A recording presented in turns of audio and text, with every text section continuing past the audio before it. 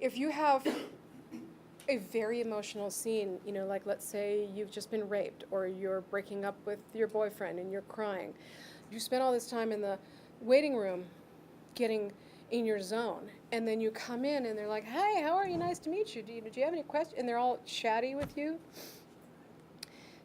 This is part of protecting your audition. Tell them, I'd love to jump into the scene first. Let's chat afterwards. Now, a good casting person and a good director, if they're in the room, will understand that as an actor that you're. I mean, when an actor comes in, I can just look at their face and I know, like, we need to read now. But there's a lot of people in this business that, you know, that have not been doing it for very long, and they don't recognize that, so they might start talking to you, and you're trying to stay in this zone of despair. So protect yourself and say, I'd love to chat afterwards. Let's jump in. And they want, most of them want to go to the audition quickly anyway. Good? You guys can do that? Okay. We talked about being off book.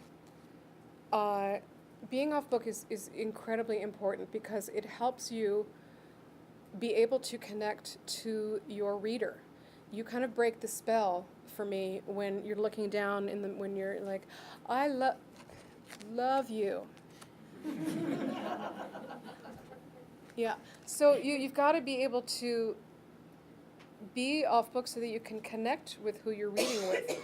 And it makes you present in the scene. And it also, being off book means you're going to be on your toes for that rare moment that a director actually gives you some direction. I work with this director that is very articulate with actors, and he loves actors, and he will give you, after you read the scene and he can see that you're someone that he wants to work with, he might give you 4 or 5 notes. He might even give you some blocking, you know. Walk into frame and come in and sit down and you know, he'll give you some very specific notes. If you're not off book, your head will explode by all the things that he's trying to tell you because you won't be able to absorb them. So it actually frees you up. And if you're having nerves, it's because you're not prepared. If you're totally prepared, you're going to come in and just like want to jump into that scene.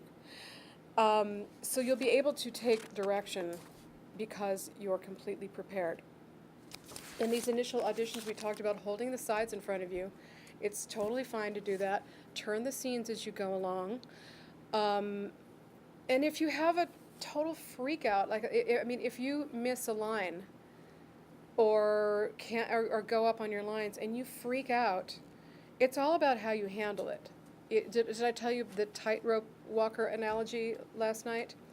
So I look at auditioning as kind of like a tightrope walker. So you're an audience at the circus, and there's a tightrope walker going across this very high tightrope, and he misses his footing, and he almost falls.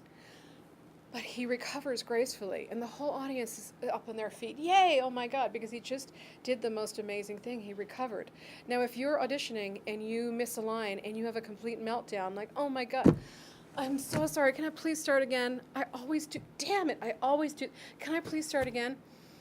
That puts us off, because if you are reacting like this and having a meltdown in the audition room, I can only imagine what you're going to do on the set when the clock is ticking and we're spending money.